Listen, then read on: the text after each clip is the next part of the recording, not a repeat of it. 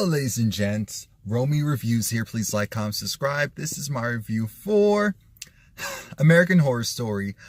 Oh, I'm so confused. This is only the second episode, and obviously I'm so confused. This episode, I'm not going in sequential order or anything like that. I'm just doing it based off of what I watched. And what I watched was a mess. We get to, because it bounced around, and I know it's only the second episode. I understand. But there's a couple of things that happened that make me wonder, like, some things I was right and some things I weren't. Spoiler alert. Spoiler alert. Just regarding the actual house, the actual compound itself, where this, safe annex is, where the collective has one of their alcoves. I wonder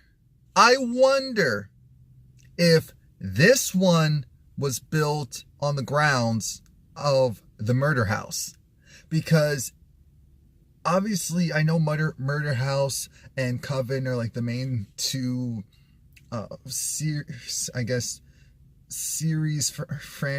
franchises within this series that's going to be taking place with this series of Apocalypse. But I just wonder if, again, the murder house was the original, land that this place was built on, because it's just giving me so much Murder House. I mean, this episode, it actually had the, and they've actually done many variations of this at this point, but the man, well, I should say the being that's in the latex, the full latex. And as we originally see, well, so Evan Peters was actually in the latex at one point. And I'm just wondering, like, where's Tate? When they were playing the Stevie Nicks song, I was just wondering, hey, yo, where's the witches at? Where's the witches at? That's what I was thinking the entire time. And so that's why when it comes to this franchise, I'm just looking at all of this, like, what is going on? Like, this episode, we find out that Tim and, what's her name? Emma, that their relationship was exposed. It was exposed. And so because of that, Meade had to go and take care of things. Now, Meade taking care of things actually meant Meade getting shot. And when Meade was shot, for example, you see that it's not blood coming out. It's almost like pus. And so then I'm thinking, what is she? Because remember last week I was talking about how, is this vampire tease? Is this vampire tease? Well, maybe not vampire tease, but this is definitely giving me I'm not human. I'm trying to figure out if they're killing off these people in this house, or, the natural selection thing that's going on with Michael, if that's happening because he's trying to sacrifice a certain amount of bodies. Is he trying to resurrect his daddy? I don't know. It's too much. It's too much. Because Michael, he puts it out there that, hey, I'm the real one in charge. Because Venable, she wasn't happy about that. But I'm the real one in charge. And here's how this is going to work. I'm going to be the person that chooses who gets to stay, who gets to go. Well, he starts off with Gallant. And Gallant, because he essentially wants to know the truth. But he also talks about how he has files in everyone. Because he has a laptop that magically works, even though I'm trying to figure out what's powering this thing. Does he have a satellite? Is it because he's the Antichrist, he just has this magical power, and that's why all of this is happening? But he picks out Gallant because Gallant volunteers this tribute. He wants to go first, because if he's chosen as Yay, he gets to leave the place with the guy. So then Gallant was essentially told, tell me about yourself. And so he's like, yeah, he's a gay man. And his grandmother, Miss Joan Collins, Dynasty Tease, she was a trip this episode. She does not like the fact that he's not her type of gay man. So it's kind of the whole thing of, he's gay. If he's going to be gay, he's going to be the upstanding, I guess, gay, or you know, he's still gonna be like almost like a straight edge collar type of dude that happens to be gay and rich. And that's what she wants for him. That's not what he wants for himself, because she even set up suitors to go and marry her son. I mean, marry her grandson. It's just this whole thing of what? And he went, wore this crazy outfit and essentially told her to F off. There's some weird chemistry with Michael and Gallant is just like, so we're asking me about my sexuality, but what about yours? And Gallant was just like, look, I know what you are. I don't know if you passed this test yet, but let's be clear. Aside from all of that, what's the other thing? The other thing is that Gallant hates his grandmother. Just flat out hates her. So it's at the point where I don't think he would care if she comes along or not. That's going to be very important. Coco, oh, she's making so much noise, and she's croning about how, you know, my father paid all this money to get me in here. I should be a shoo-in. And Venable was just saying, hey, Venable does not like Coco. She despises Coco because Venable was going over, you know, the people who could be good to take with them. And Venable doesn't like Coco. Venable doesn't really like Gallant. She's just going down the list. She kind of likes the talk show host. But what matters is we see that there's something off with her. We already knew it. She walks with a cane. I thought that was partially about authority, because you know she uses it to like bang it against the floor to kind of get people's attention, to get her crew in check. But what we also find out is she has a I don't know if it's scoliosis or there's something, but her spine is so curved. It almost looked as if she had a spine put in. And I'm thinking, is she human? Like, that's the whole thing. They're putting in so many things that makes you think, okay, is this person a ghost? Is this person the Walking Dead? Is this person going to turn out to be this? Where are the witches? Why are we hearing the witches' song, but we don't see the witches? What? Where was this place built on? Was it actually the murder house? But anyway, Gallant, he gets visited by a nod to the murder house, like I said, the leather creature, and he has sex with the leather creature. But you know who saw him having sex with the leather creature? His grandmother. So his grandmother goes to Michael and puts it out there that, hey, you know, my grandson, I love him, but maybe he's not the best choice to be brought along. I mean, he's gay, so he's not going to procreate. He's his moral compass, all this stuff. And you're just looking at her like, really? Really? Your grandson? Really? That's why he doesn't like you. Really? Once we get past that, keep that in mind. Tim and Emma, I'm calling her Emma, even if that's not her name, they go snooping, because in the beginning of the episode, we see, and that's why I jumped ahead, because there were just so many of them.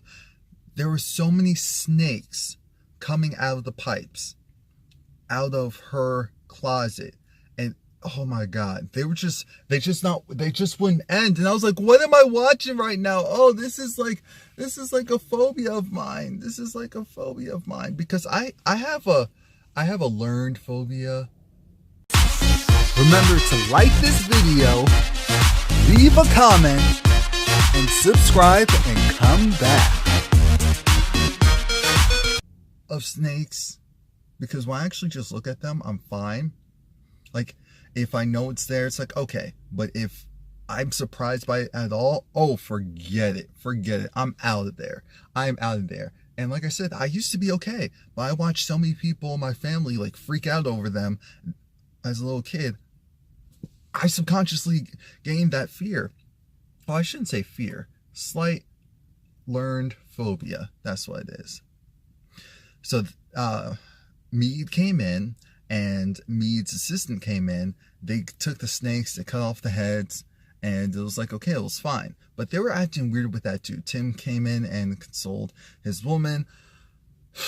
Lord Jesus. Lord Jesus. They take the snakes and they make soup out of it. And I said, look, y'all are going to eat that. But one thing that I thought was weird was, I understand, because that is real. That does happen. You do even like hear that in the city a lot, where it's like snakes or other creatures come out of the toilets, rats, mice. It actually happens a lot more than people realize. They're in the wall. They're definitely in the walls. I'm not trying to freak you guys out, but this is real life. What happens is they have food. It's snake soup. It has the snake heads in it. It's just, I was okay. Just give me my square, because I'm not doing all that. Not doing all of that. All I'm going to hear in my mind is, and you know what else they heard was, because there were still living snakes in the pots. Still living snakes in the pots, which now has me wondering, okay, is it the dead is coming back alive because Michael's there? Where are the witches? Is it because they're on the grounds where they're actually go? It's just too much. It's too much. It's too much. It's confusing. It's supposed to be confusing. I understand that. But still. Oh, God, this show gets on my nerves. Oh, but I enjoy it. Now, before Tim and Emma, they go and get caught, they actually go snooping. And with the whole snakes, I understand, obviously, with the other franchises, they've incorporated that as well. But for me personally, the way how this episode was geared, I felt like it was an Adam and Eve type of thing, where obviously Emma was Eve and Tim was Adam, and there were snakes, but the real temptress was the laptop. The laptop that was, it wasn't labeled forbidden, because she said, oh, we need to go and figure out what's really going on with that Michael guy, and see if we can find a way to escape, and see if there's anything in his room, because he doesn't seem that strong, so he was okay to get here. I'm thinking, oh, if only you knew. If only you knew. So she's kind of tempting him to do something that, even though he wants to do, which is overall get out of the situation they're in, he understands that the outside world is trash. Like, how are they going to get farther? But she is saying stuff that's resonating with him, and she's going to go and do it anyway. So they go and look. They find his laptop that was left open, unlocked. Okay, see how all this works? And they find out that the rules that they're abiding by are fake.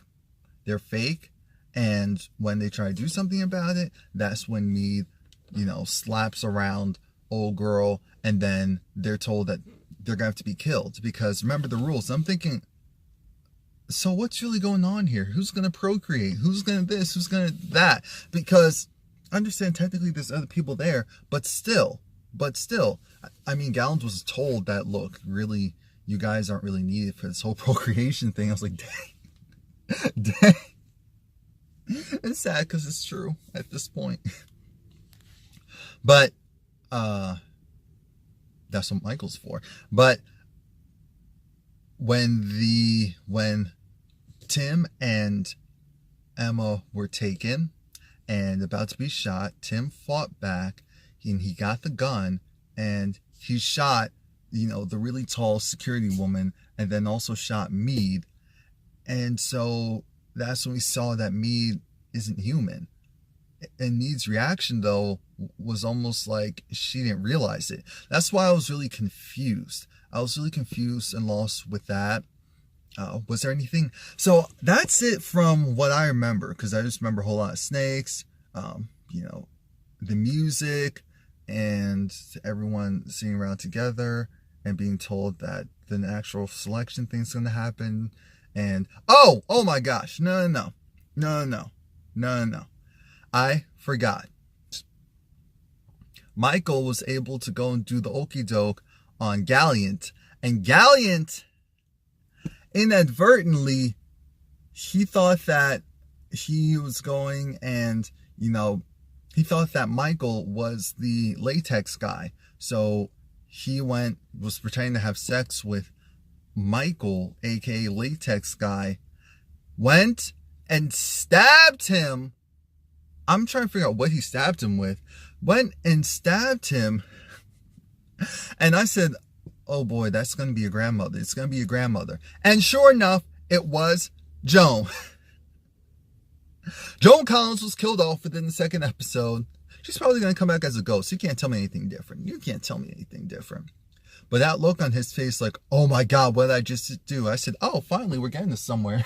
We're finally getting somewhere. And Michael coming through the door like, so, I thought you knew. I guess you didn't.